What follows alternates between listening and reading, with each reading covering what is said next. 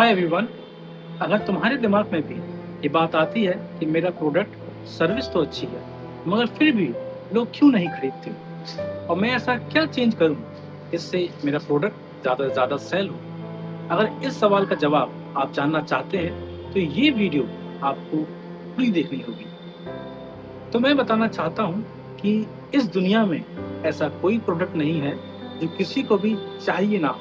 हाँ, डिमांड उसकी कम हो सकती है मगर बिल्कुल ज़ीरो कभी भी नहीं हो सकती। तो सबसे पहला जो काम आपको करना है वो ये है कि आपको अपने प्रोडक्ट को पसंद करना शुरू करना होगा। सबसे पहले आपको अपने माइंड की नेगेटिविटी को कंट्रोल करना होगा, उसके बाद ही कोई ट्रिक्स काम कर सकेगी। तो पहला स्टेप ये है कि अपने प्रोडक्ट के बारे में सभी तरह की नेगेटिविटी को खत्म करके पॉजिटिविटी को देखना और वो प्रॉब्लम देखना शुरू करना होगा जो आप सॉल्व कर रहे हैं।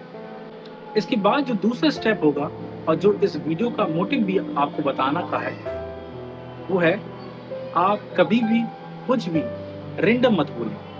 अपने प्रोडक्ट्स के बारे में किसी भी प्रोस्पेक्टस से आपको एक डिटेल प्रेजेंटेशन बनानी होगी अपने प्रोडक्ट को लेकर, क्योंकि दुनिया में ऐसे बहुत से एग्जाम्पल हैं जो बहुत ज़्यादा एक्सीलेंट होने के बाद भी मार्केट से आउट हो गए और बहुत से ऐसे प्रोडक्ट थे जो बहुत ही एवरेज किस्म के होने के बाद भी हाईली ट्रेड हुए। और ये डिफरेंस सिर्फ इसलिए क्रिएट हुआ है क्योंकि वो सभी जिनके प्रोडक्ट एवरेज होने के बावजूद भी ज़्यादा सेल हुए वो सब एक कॉन्सेप्ट को जानते थे जो कि बहुत बेसिक भी है, वो है सेल्स प्रेजेंटेशन। आज की इस वीडियो में और आज की इस वीडियो के एंड तक आप समझ जाएंगे कि सेल्स प्रेजेंटेशन क्या होती है और तुम इसको रियल लाइफ में कैसे यूज कर सकते हो। तो सेल्स प्रेजेंटेशन क्या है? सेल्स प्रेजेंटेशन एक स्ट्रक्चर्ड कन्वर्सेशन है जो कस्टमर को प्रॉब्लम समझाती है, सॉल्यूशन दिखाती है, बेनिफिट एक्सप्लेन करती है और आखिर में प्रूफ देती है और एक्शन लेने के लिए मोटिवेट करती है। और इस प्रेजेंटेशन को रेडी करने का एक सिंपल फ्रेमवर्क है जो अब मैं आपको बताता हूँ। PSBPA। PSBPA। P का मतलब है प्रॉब्लम,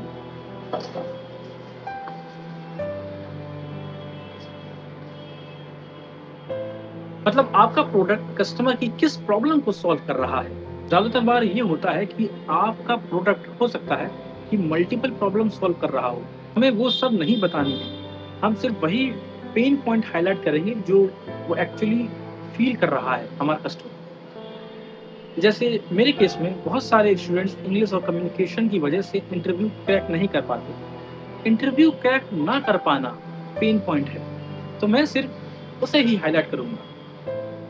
इससे कस्टमर आपसे कनेक्ट होना स्टार्ट हो जाएगा।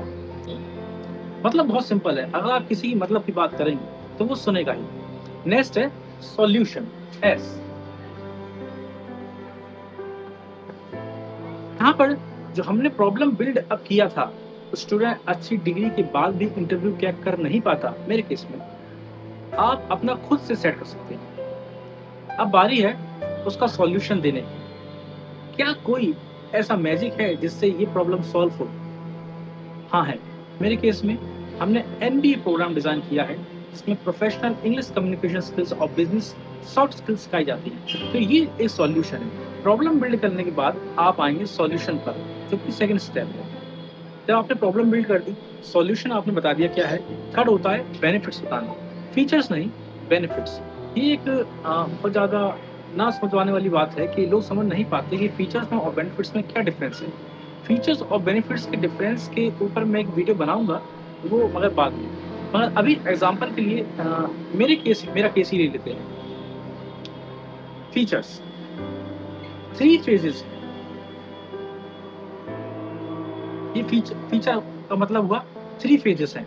अगर मैं एग्जांपल बताता हूँ, मतलब अगर मैं बेनिफिट्स बताता हूँ, तो स्टूडेंट कॉन्फिडेंट स्पीकर बनेगा, इंटरव्यू क्रैक करेगा और बेटर अपॉर्चुनिटीज पाएगा। ये बेनिफिट है। तो आपने फर्क समझा होगा। People by benefits not features, ये बात आपको समझनी होगी। अगला जो स्टेप होगा इसके बाद वो होगा P, मतलब कि प्रूफ। अब आपको जो है प्रूफ देना स्टार्ट करना होगा। बेनिफिट की बात नहीं, प्रूफ। यहाँ पर हमने बेनिफिट जो भी मैं आपको वीडियो में बता चुका हूँ। अब हम बात करेंगे प्रूफ के ऊपर में। आप कोई क्यों ट्रस्ट करेगा ये समझना बहुत ज़रूरी है। तो इसके लिए हम कलेक्ट करते हैं टेस्टिमोनियल्स, केस स्टडीज़। मेरे केस में मैं कलेक्ट करूँगा स्टूडेंट्स के रिजल्ट्स, उनका पर्सनल एक्सपीरियंस।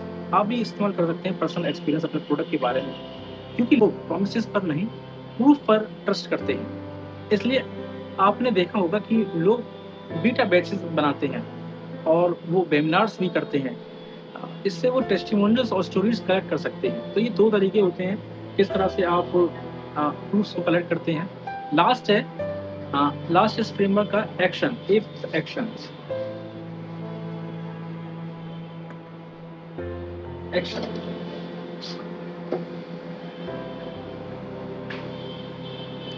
यहाँ पर आप कस्टमर को ये बताएंगे कि एक्शन किस तरह से लेना है। प्रॉब्लम समझ आ गई, सॉल्यूशन क्या है इसका मालूम हो गया, मगर वहां तक पहुंचने के लिए एक्शन क्या लेना है ये आप खुद ही बताना होगा। ऐसा आपको नहीं करना है कि कस्टमर खुद से एक्शन ले लेगा।